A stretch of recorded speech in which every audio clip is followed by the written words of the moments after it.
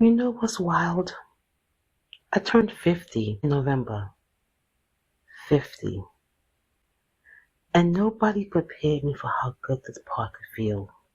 Not perfect, not painless, not I wake up moisturized and bothered every day, but good, clear, very solid. Like I finally know what matters, and I'm not negotiating with myself about it anymore.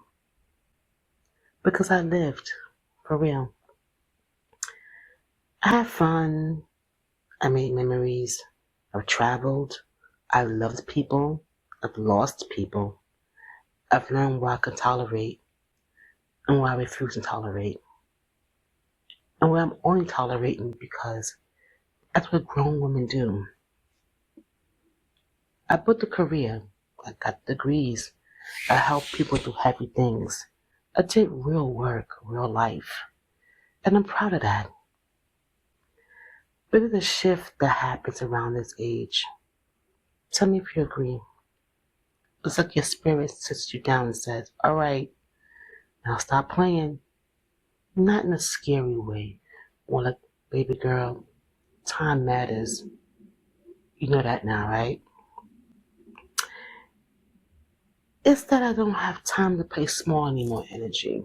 And I'm not talking about regret at all. I'm not about to sit here and drag my younger self like she was not here surviving and growing and experimenting, learning and doing her best with what she knew. Sometimes I do have those thoughts though. I think it's natural to do that.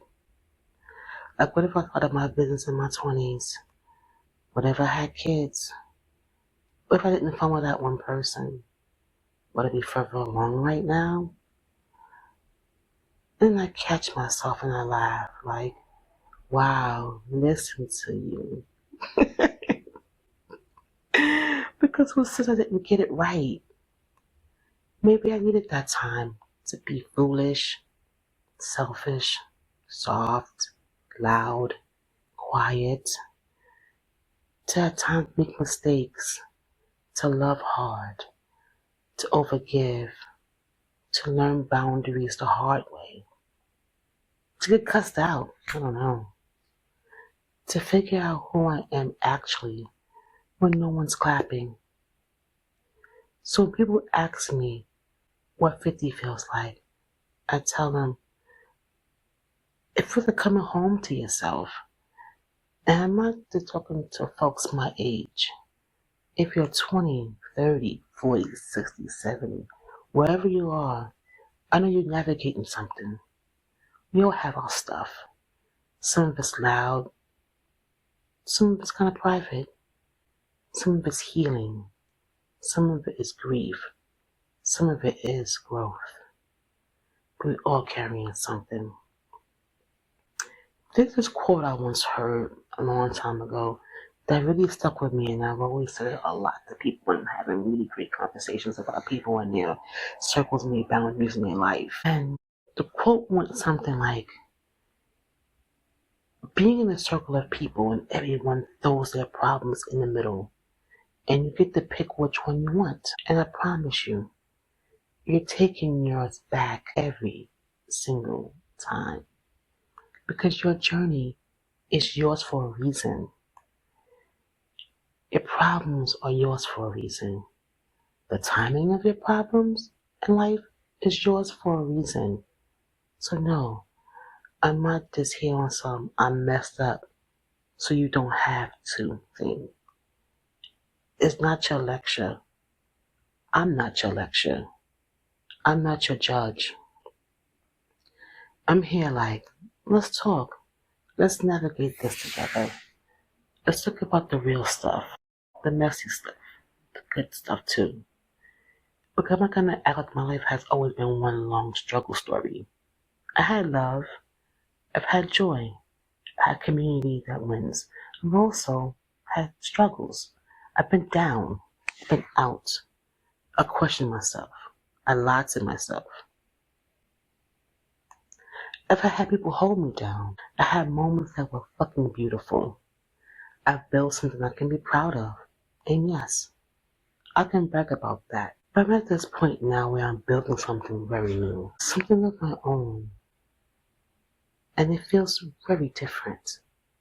Exciting, a lot scary, but it feels right. So this is where we start. This is where I start too.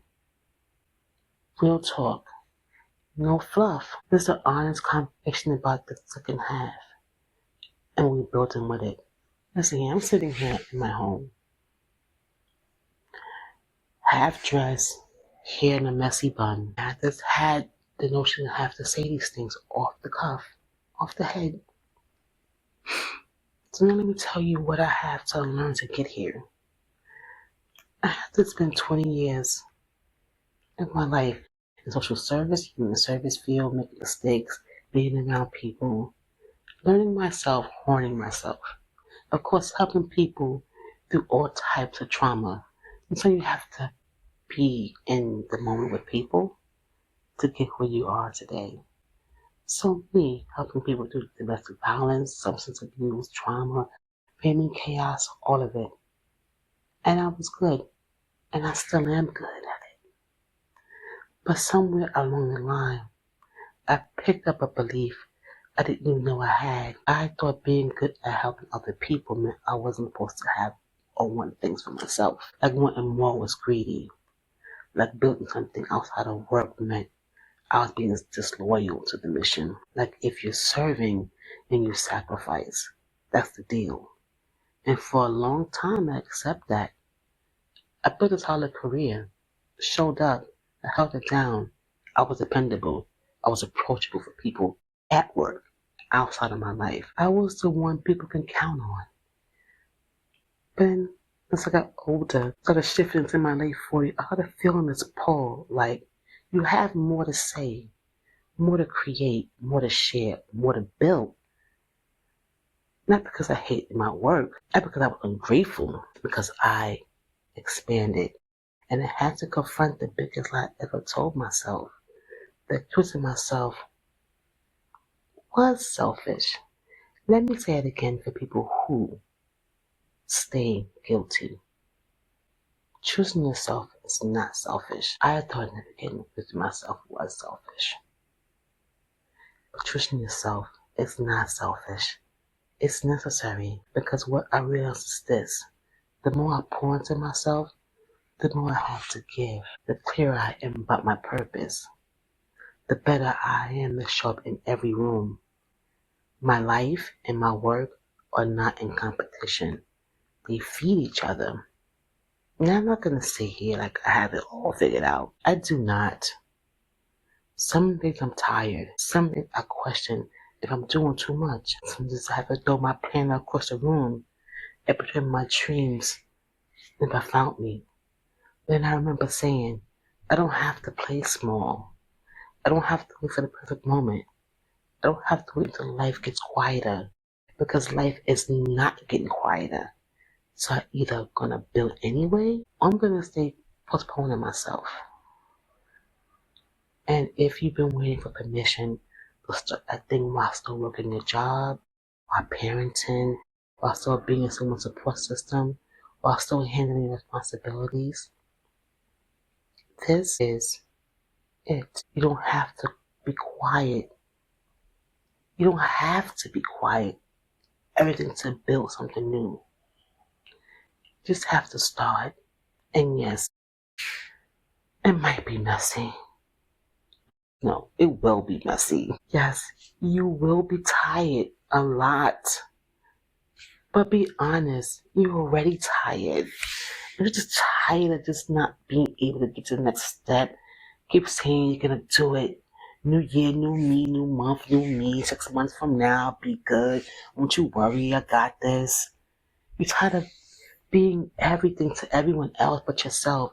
You have the answers for them, but you have the answers for yourself. You might as well get tired of building something that's not yours. Let me say it again.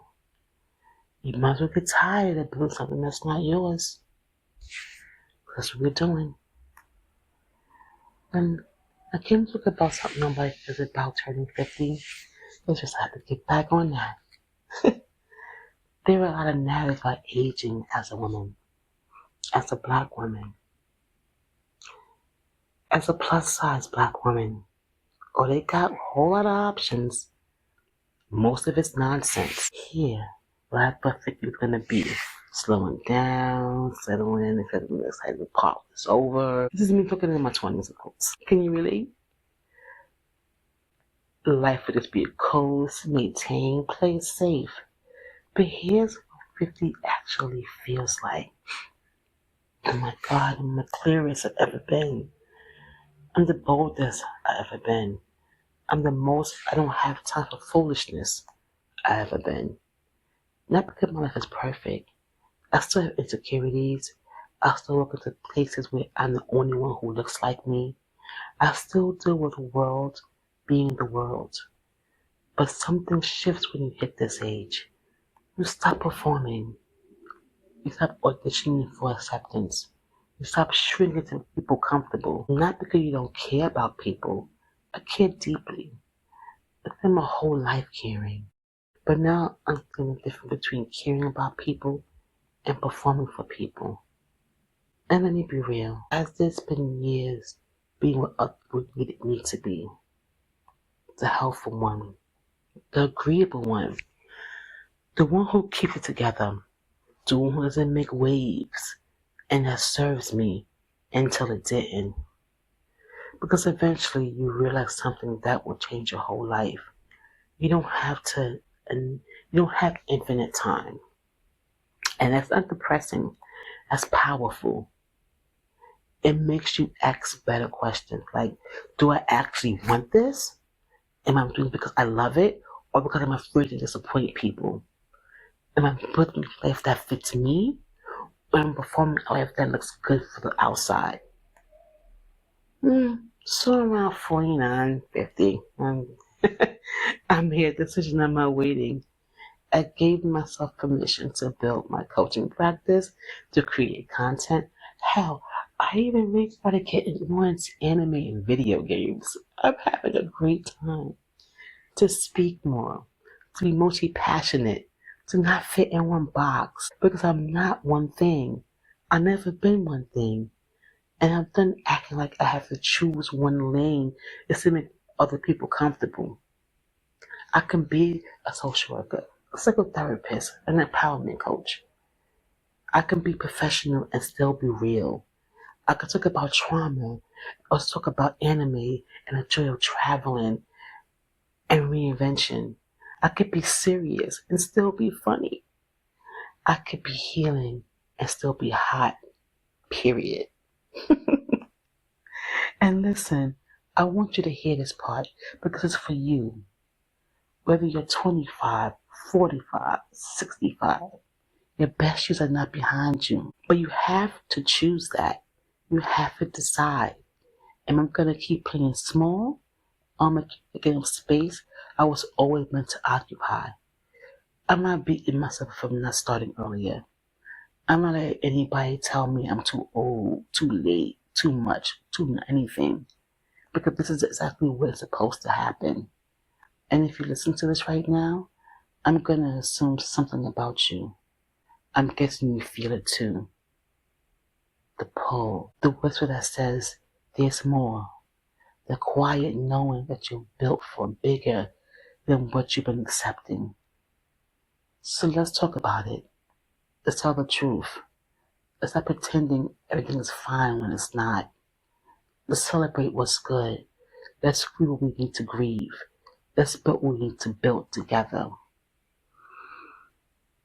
By the way, I should introduce myself properly. I'm Lakenya Tan, social worker, empowerment coach, multi-passionate entrepreneur, a New York woman with a big heart, a real mouth, and the future that's calling me, and the whole globe behind me. And I decided my second half is gonna be fucking epic. Glad you're here. Let's do this.